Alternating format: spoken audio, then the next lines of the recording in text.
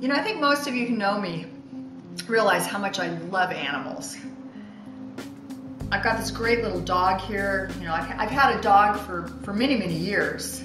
I've had birds, I've had bunnies, I've had fish, I've had turtles, I even had a horse once.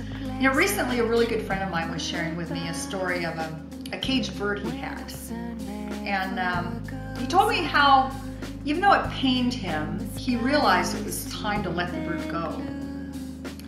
So he went on to say that one day he took the bird, loaded it up in his car, and as he went down to this great little park he had found, a park filled with lots of great trees and other happy birds, said he took the cage out of the car and opened the cage door, and as he waited for that bird to fly, guess what? He said the bird did nothing. The bird just sat there. So he's a little puzzled at first, like, what to do. Gosh, the bird doesn't want to leave. So after a few moments, he decided he was going to stick his hand in the cage and take the bird out. So he said as he put his hand in the cage and pried that bird off of that perch, that comfort of that perch, he took the bird out and he gently let it go.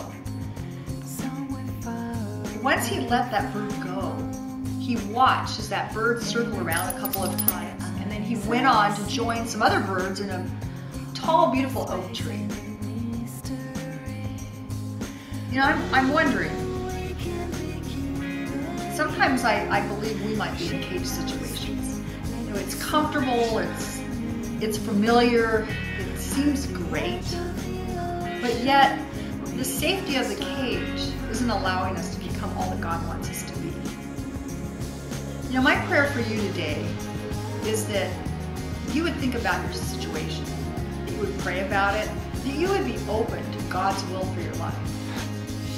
Sometimes all we need is a tap on the shoulder. God will come and just tap us on the shoulder, and we know it's time to move. And other times, just like that bird, God has to come and He has to pry us off our perch.